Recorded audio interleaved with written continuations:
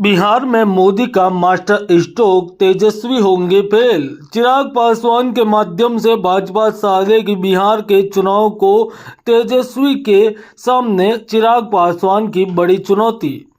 बिहार में किसकी बनेगी सरकार, क्या है बिहार का चुनावी मैनिफेस्टो। बिहार चुनावी सहगर्मियां बढ़ने लगी हैं। एनडीए ने संभावित बगावत को रोकने के लिए आयोग और बाड़ों का पुनर्गठन शुरू कर दिया। वहीं चिराग पासवान के आक्रामक रणनीति से गठबंधन की मुश्किलें बढ़ा दी हैं।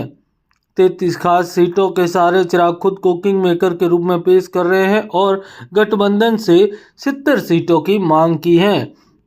इन 70 सीटों से क्या बिहार में बदल जाएगी चुनावी रणनीति? जी हां दोस्तों, बिहार के चुनाव में तेजस्वी यादव के सामने चिराग पासवान को खड़ा करके Bharatiya Janata party master stroke खेल सकती है। बिहार में सत्तारूढ़ एनडीए गठबंधन पूरी तरह चुनावी तैयारियों में जुटा है। मुख्यमंत्री नीतीश कुमार की सरकार के अनुसूचित जनजाति आयोग और महिला आयोग जैसे कई आयोगों के बोर्डों के फिर से गठन किया गया। सरकार ने ऐसा इसीलिए किया है ताकि टिकट के कई दावेदार समायोजित किया जा सके। माना जा रहा है कि एकदम चुनाव समय टिकट ना मिलने पर होने वाली बगावत की संभावना को कम करने के प्रयास है। वहीं दूसरी ओर चिराग पासवान बिहार की 243 सीटों पर चुनाव लड़ने की घोषणा कर दी है। उन्होंने 70 सीटों के लिए अपनी दावेदारी पेश की है। एनडीए गठबंधन की मुश्किल बढ़ा दी है।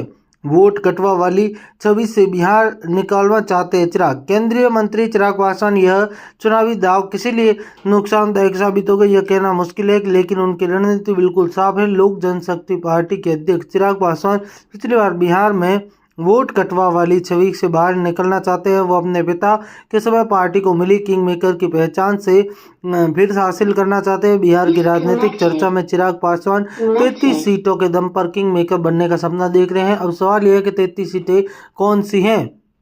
2020 में 33 सीटों पर चिराग ने जेडीयू को पहुंचाया था नुकसान। 2020 में इस चुनाव में चिराग पासवान की पार्टी अकेले चुनाव लड़ने नारा दिया था।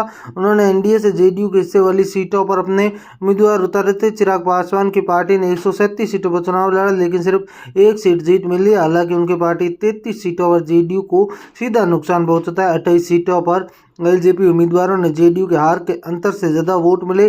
5 सीटों पर एलजेपी उम्मीदवार ने जेडीयू उम्मीदवारों को तीसरे नंबर पर धकेल दिया।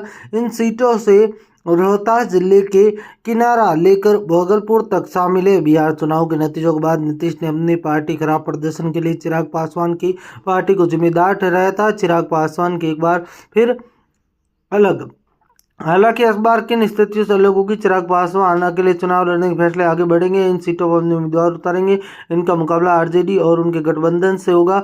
कुछ सीटों पर बचने नतीजों ने समझा जा सकता है कि 2020 चुनाव में रोहतास जिले की दिनारा विधानसभा सीट पर आरजेडी विजय मंडल जीते। विजय मंडल की जीत का अंतर 8,288 था। चिराग पासवान की पार्टी के उम्मीदवार राजेंद्र सिंह 51,331 और दूसरे नंबर पर है। जेडीयू जे 27,000 तीसरे पर है। इसी तरह भागलपुर में कांग्रेस यहाँ पर एनडीए कितनी सीट मांग रही है। चिराग पासवान अपनी पार्टी के लिए 70 सीटों पर दाव कर रहे हैं। हालांकि उनका लक्ष्य 40 सीटें हासिल करना है। यह भी कहा जा रहा है कि चिराग पासवान 35 सीटों पर मान सकते हैं, लेकिन अगर 33 से कम सीटें मिलती है तो कुछ सीटों पर दोस्ताना मुकाबला फ्रेंडली फाइट भी हो सकती है। अभी एनडीए सीटों के बंटवारे को लेकर चर्चा है। उसके मुताबिक चिराग पासवान को 28 से 30 सीटें मिल सकती है। जेडीयू बीजेपी 102 सीटों पर चुनाव लड़ सकती। बाकी बची 39 सीटों में चिराग, मांझी, उपेंद्र कुशवाहा की पार्टी को समायोजित किया जा सकता है। हर कोई नीतीश कुमार नहीं बन सकता जेडीयू। चिराग पासवान के बयान पर जेडीयू प्रवक्ता निरंजन कुमार ने कहा, हर कोई नीतीश कुमार नहीं बन सकता। बिहार चुनाव को लेकर आपकी क्या सोच है, कमेंट जरूर करें। वीडियो को लाइक शेयर करें।